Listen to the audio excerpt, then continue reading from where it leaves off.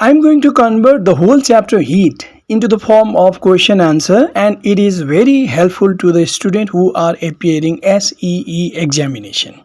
Okay, this is first part and I want to start with question number 1. Look at question number 1. What is heat? We can answer this way. Sum of the total kinetic energy of all the molecules of a body is called heat energy contained in that body. What is the meaning of this saying? If we have a body, let's say it has 1000 molecules and each of the molecule contains 5 joule kinetic energy because the molecules of all the bodies are vibrating. And then what can we say? The total kinetic energy or sum of the kinetic energy will be 1000 into 5 joule equal to 5000 joule, and this is heat energy contained in that body. This way we can understand the definition of heat. Sum of the total kinetic energy of all the molecules of a body is called heat energy. Okay, now let's go to another question. What is temperature? How can we say? The answer: mean or average kinetic energy of the molecules of a body is called temperature of that body. What is the meaning? Let's say a body has 1000 molecules and each of the molecules are vibrating. Let's say one molecule contains 5 joule kinetic energy, another 5.1, another 4.9, another 4.8, another 5.1 again, and 5 again. This way each of the molecule contains a little different amount of kinetic energy. If we take sum of all this kinetic energy, that becomes heat. But if sum is divided by 1000, because it has 1000 molecules according to our assumption, and sum of the total kinetic energy is if divided by number of molecule, then we get the average kinetic energy or mean kinetic energy that represents the temperature of that body. And it can be defined this way also. It means the rate of vibration of the molecules of the body is called temperature of that body. What it mean? It means if we measure temperature of a body, it means we are going to measure how fast the molecules are vibrating. If molecules are vibrating faster, then temperature will be high, and if molecules are vibrating slower, then temperature will be less. This way temperature can also be defined. Okay, let's go to another question. What is absolute zero or 0 Kelvin? This is very special condition. If a body has heat energy, then we know that its molecules are vibrating. And if vibration of molecule is high, then temperature is high. If vibration of molecule is less, then temperature is less.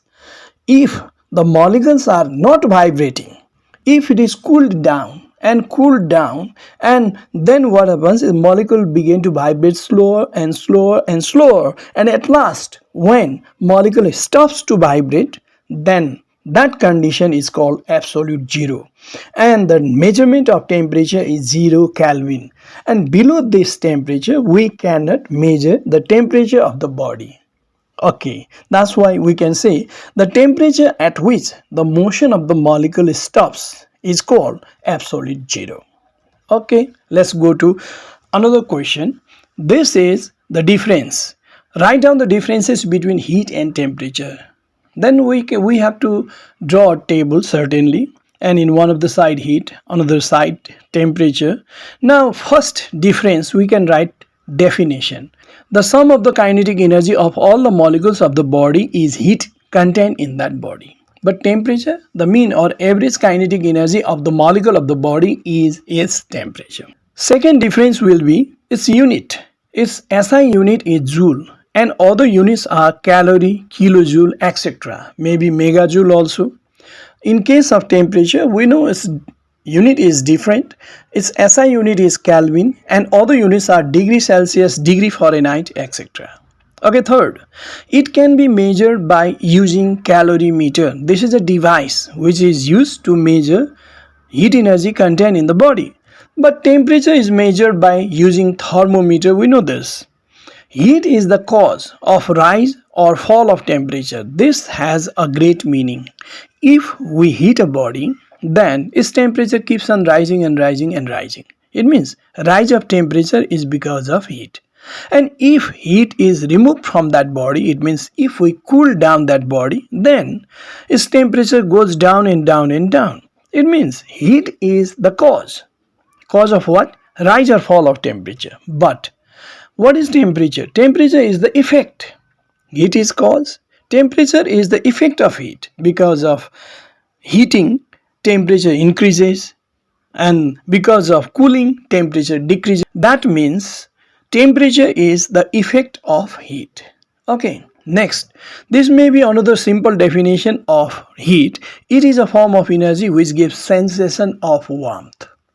But what is temperature? The degree of hotness or coldness of the body. What is the meaning of this saying? If we toss two objects and both of them are hot, then we can declare that this is more hotter than this one. And if a body is more hotter, then its temperature is more than the another hot body. And if two bodies are tossed, both of them are cold, then we can declare that this is more colder than this. It means its temperature is more less than another cold body. This way, degree of hotness or degree of coldness is actually temperature. But all the time we cannot declare with the help of our hand touching the bodies. We have to use thermometer. That's why this is just to understand what is the meaning of degree of hotness and degree of coldness. Okay, let's go to another question. This is related with a diagram. Look at this diagram. A beaker is shown and only 4 molecules are shown. This is just the assumption. This is not possible only 4 molecules, but 4 molecules are given and each of them are vibrating and they have kinetic energy. First has 4 joule, second has 5 joule, third has 3 joule and fourth has 4 joule again. Now, what is the question? Figure shows the kinetic energy of different molecules. Then find out the average kinetic energy of the molecules. This is very simple. We have to add the kinetic energy contained in each of the molecule and we have to divide by 4. Then we'll get average kinetic energy, which represents the temperature of this liquid. Maybe this is liquid in a beaker. That's why average kinetic energy equal to 4 joule plus 5 joule plus 3 joule plus 4 joule, and total is 16 joule divided by 4 becomes what? 4 joule. This is average kinetic energy of the substance kept in this beaker. Okay, let's go to another question. What will be the change of temperature of water when same amount of high temperature of water is mixed with low temperature of water? What fact is proved by this experiment? Looking at the question, it's very clear that we have water having different temperature. Let's say in one of the beaker, hot water is given, in another beaker, cold water is given. Certainly, temperature of hot water is high, temperature of cold water is less. If we mix them, then what will be its final temperature? The final temperature will be less than the temperature of hot water and more than the temperature of cold water. And what fact is proved by this experiment? It means heat flows from a body at high temperature to a body at low temperature. We can write this way. Final temperature of the water will be less than high temperature of water but more than the low temperature of water. It proves that heat flows from a body at high temperature to a body at low temperature unless temperature comes in equilibrium. If temperature of hot water is, let's say, 80 degrees Celsius and temperature of cold water is 20 degrees Celsius, then final temperature will be between 80 and 20, maybe 30 or 40. It depends upon amount of hot water and amount of cold water, and until and unless they attain the same temperature, heat transfer from hot to the cold. Okay. Next question. What is the meaning of the statement temperature determines the direction of flow of heat? This is very simple question. Temperature determines the direction of flow of heat. Means if we have given two bodies and temperature is declared, one of them have 200 degrees Celsius temperature, another has, let's say, 100 degrees Celsius temperature, and if we made contact of these two bodies, then certainly heat transfer from the body at high temperature to low temperature. That means from the body having temperature 200 degrees Celsius to the body having temperature 100 degrees Celsius. Okay, this heat always flows from a body at high temperature to a body at low temperature. So temperature determines the direction of flow of heat. Okay, clarify with example the relationship between heat and temperature. This is different question. Relationship is told. We can write this way with example. Heat is cause, but temperature is its effect. Heat increases the temperature of the body when water of temperature 10 degrees Celsius is heated, then its temperature keeps on rising up to the boiling temperature 100 degrees Celsius. Similarly, the amount of heat contained in a body depends upon its temperature. More the temperature, more will be the heat energy. For example, the same amount of water at 100 degrees Celsius contains more amount of heat energy than that of 10 degrees Celsius. If 100 ml of water of 100 degrees Celsius is taken and 100 ml water of 10 degrees Celsius is taken, certainly amount of heat will be more in water having temperature 100 degrees Celsius. Okay, let's go to another question. If chilled Coke and hot tea are kept together, tea cools down but Coke gets warm. Why? This is a very interesting question. Tea is taken hot and chilled Coke is taken from refrigerator and kept outside on a table, let's say. Then what happens? Then certainly tea cools down but the Coke becomes warm. I mean to say its temperature increases. The reason is very simple. Heat flows from a body at high temperature to the body at low temperature.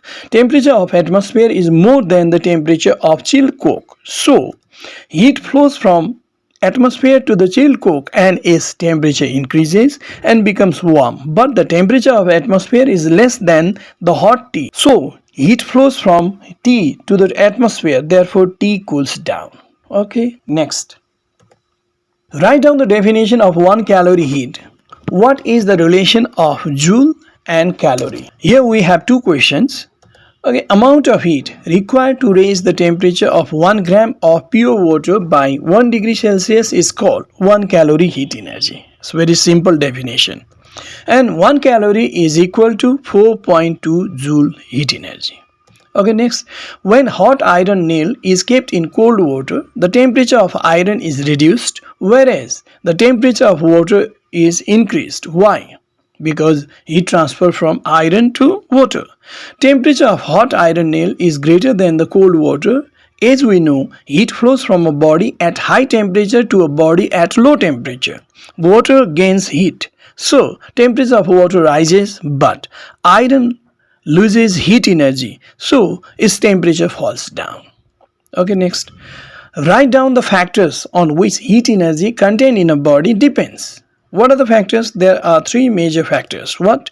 Mass of the body and temperature of the body and specific heat capacity of the body mass. We have to remember three physical quantities: mass, temperature and specific heat capacity. Okay, next.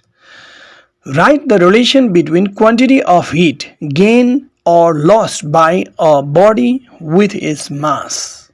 If a body has more mass, it will lose more heat energy, and if more mass, it will gain more heat energy. We can say this way: quantity of heat gained or lost by a body is directly proportional to its mass. Mathematically, Q is directly proportional to M. Next, why do we feel cold on touching a piece of ice? Because we lose heat energy. Because of loss of heat energy, we feel cold. Heat always flows from a body at high temperature to a body at low temperature. Our body temperature is higher, that is 37 degrees Celsius, which is greater than the temperature of ice, which is just 0 degrees Celsius. So we lost heat energy towards the ice, and the temperature of the fingers of our hand falls down and we feel cold. Okay, next. Why do we feel hot while touching hot object? Because of gaining of heat energy, we feel hot. When we touch a hot object, we will gain heat energy from the object, so we feel hot, because heat always flows from a body at higher temperature to a body at lower temperature. Another question: if two substances have equal mass, is it possible that one of them have high amount of heat energy? How? Yes, it is possible. Heat doesn't depend only on mass. Yes, it is possible. Heat energy contained in a body depends not only on mass but it also depends on temperature. If temperature of one of them is more, then the heat energy contained in that body will also be more. Okay, next. If two substances of same material have different mass, is it possible to have equal amount of heat energy in these two bodies? How? Yes, it is possible.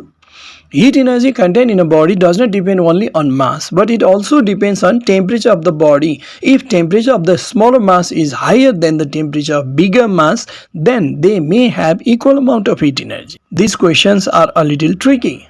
Okay, let's go to another. Two substances made up of different materials have different mass. Can they have equal temperature? How? We can say this way. Yes, it is possible. The rate of vibration of the molecules of the body is called temperature. It does not depend upon the mass of material. If the rate of vibration of the molecule is equal in these two substances, then temperature of both of them may be equal. Okay, next, compare heat and temperature between a bucket full of boiling water and a matchstick. Certainly, burning matchstick has high temperature because its molecules vibrate very vigorously than that of the boiling water. Temperature of burning matchstick is greater than the boiling water because the rate of vibration of the molecules in burning matchstick is greater than boiling water. But heat energy is greater in water because the amount of water is more. Heat energy will be high in the bucket full of boiling water because its mass is very high than the matchstick, and heat energy is directly proportional to the mass of the body. Okay, next. Two substances made up of same material have different mass. If their temperature is equal, is it possible that they have equal amount of heat energy? How? No, it's not possible. No, they cannot have equal amount of heat energy. Heat energy contained in a body depends upon mass, temperature and specific heat capacity. They are made up of same material and temperature is also equal, so heat energy contained in them does not depend on temperature and specific capacity, but it depends only on mass. Since mass is different, so heat energy contained in them will also be different. Okay, next. Why a solid melts when it is continuously heated? This is another type of question. When we heat a solid, then what happens? The rate of vibration of its molecule goes on increasing and increasing. And what happens? When a solid is continuously heated, the rate of vibration of molecule goes on increasing. Lastly, a condition comes when the force of vibration exceeds intermolecular attraction force. Then the molecule cannot continue its shape. So molecule moves away and it melts. Next, why volume of a substance increases when heated? When a substance is heated, its molecules vibrate more rapidly. They push each other, due to which intermolecular space increases and the volume of the substance increases. Next, what is thermometer? Very simple. It is a device which is used to measure temperature of substance. Now, name the types of thermometer. According to the use, thermometer is classified into two types. One is laboratory thermometer or general thermometer. Looking at the name, we can understand easily it is used in laboratory. And another is clinical thermometer. Looking at the name, we can say that this is used in hospitals. It is used to measure human body temperature. Next, what is liquid thermometer? A thermometer in which liquid is used as thermometric substance is called liquid thermometer. Very simple. And what are the types of thermometer according to the use of thermometric substance? There are two types. One is mercury thermometer. Certainly mercury is used as thermometric substance. And another is alcohol thermometer. Certainly alcohol is used as thermometric substance. Okay, next. Write down shortly how a thermometer is constructed. Now, without the construction, how can we write in sentence only? That's why I want to present a construction. Look at this. It consists of two parts. One is glass ball, another is stem. And glass ball is hollow inside and it is covered by thin glass wall, and a capillary starts from the glass bulb and goes up to the another end, and the thick glass encloses the capillary, and on the surface of the thick glass a scale of temperature is made, and this we can write this way. Thermometer consists of a thin walled glass bulb which is connected to a long stem. Glass bulb is filled with mercury or alcohol. A thin and long tube called capillary starts from bulb and goes up to the another end of stem of thermometer. Capillary is surrounded by thick glass wall. The surface of the stem is calibrated with the value of temperature. Next, why the wall of glass bulb of thermometer is made thinner? This is very simple. Glass bulb is made up of thin glass wall which allows heat energy to reach easily up to the mercury, and then mercury expands easily to show temperature. Next, why capillary tube of thermometer is very thin? We can see the capillary is made very thin, due to which the extended mercury can reach up to the required value of temperature. Otherwise, the expansion is not enough to show the value of temperature. Why glass wall of the stem of thermometer is made thicker? The glass wall of a stem is made thicker to protect the thermometer against the mechanical damage during handling. Okay, the class is being longer and longer. That's why I want to take break. And this is first part. Many questions and answer I told you. And remaining I will continue in another class. Okay, this much for today. From question number 31, we'll start in another class.